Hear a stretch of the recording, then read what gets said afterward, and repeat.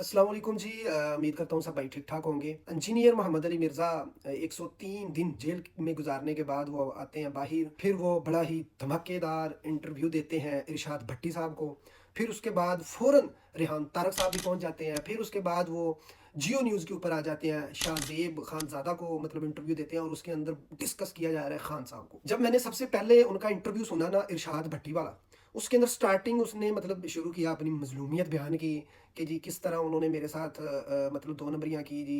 मुझे पहले कहा गया कि ये आपको सिर्फ नज़रबंद किया जा रहा है, उसके बाद सडनली मुझ पर एफआईआर कट जाती है, फिर मुझे हाफिजाबाद लेके जाया जाता है, उसके बाद मुझे अडयाला जेल में ट्रांसफ़र कर देते हैं। तो बड़े ही मैं जब वो यकीन करें इंटरव्यू सुन रहा था ना, तो वक्ती तौर पे तो मुझे जुल्म नजर आ रहा था कि यार ऐसा नहीं था होना चाहिए। पहले नंबर पे बात करते हैं 295 सी के ऊपर। 295 सी जो है ना, जो इंजीनियर साहब कहते हैं कि मतलब मैं कुछ चीज़ों से उनके साथ एग्री करता हूँ कि मिस यूज़ होता है इन चीज़ों का, लेकिन मैं आपको ये बताऊं कि पाकिस्तान के अंदर और बहुत सारे कानून हैं जिनका मिस यूज़ होता है। वाहिद कोई इस्लामी कानून नहीं है जिसका मतलब कि मिस यूज़ हो गया है। बहुत सारे और भी कानून है जिनका मिस यूज़ होता है। इसका हमें हमारे जितने भी मकातबे फ़िक्र हैं, जो जय्यद उलमा है, उनको बैठ के इस चीज़ का कोई ना कोई बेहतर हल निकालना चाहिए कि जो बंदा अब देखें, अहले हदीसों के अपने अकायद नज़रियात हैं, बरेलवियों के अपने अकायद नज़रियात हैं, देवबंदियों के, अहले तशियों के, जो चीज़ें अब अकीदा बन चुकी हैं, उनके ऊपर इनको कोई ना कोई मामला देखना चाहिए कि भाई अब अगर किसी का कोई अकीदा है वो इखलास के साथ किसी मतलब अच्छे मसले के साथ बयान करे और इख्तलाफ अपना रख सकता है। लेकिन जो शख्सियत है, जिस तरह अहले तशय्युई भाई हज़रत अबू बकर सिद्दीक रज़ी अल्लाह तआला अन्हुम अजमईन, या हज़रत उमर फ़ारूक हैं, या हज़रत उस्मान गनी हैं, या हज़रत अमीर मुआविया हैं, और शख्सियात हैं जिनका वो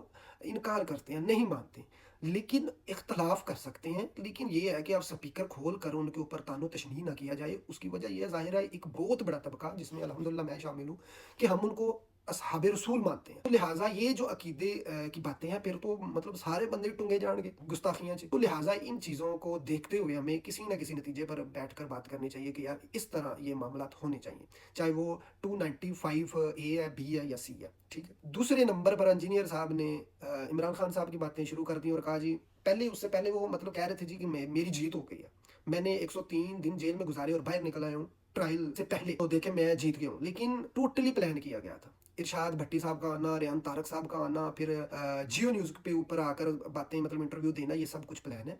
ठीक है। अब मेरा मुंह ना खुलवाएं इंजीनियर के स्टूडेंट, ये सब कुछ प्लान है। इरशाद भट्टी का हमें अब समझ आ रहा है कि वो बार बार निकल कर क्यों आते थे कि यार एक शख्स कहता है कि मेरे नबी सा है कौन, वो गुस्ताखी किस तरह कर सकता है, ये है वो। 295 सी के ऊपर मैंने पहले भी जो बयान दिया था वो यही दिया था कि भाई मैं इतनी सलाहियत नहीं रखता कि किसी को कह दूं कि वो उसके ऊपर 295 सी लगती है। हाँ, बहरहाल देखिए, मेरा मुकदमा सच हुआ है कि इंजीनियर ने भी ये चीज़ मानी है अपने पॉडकास्ट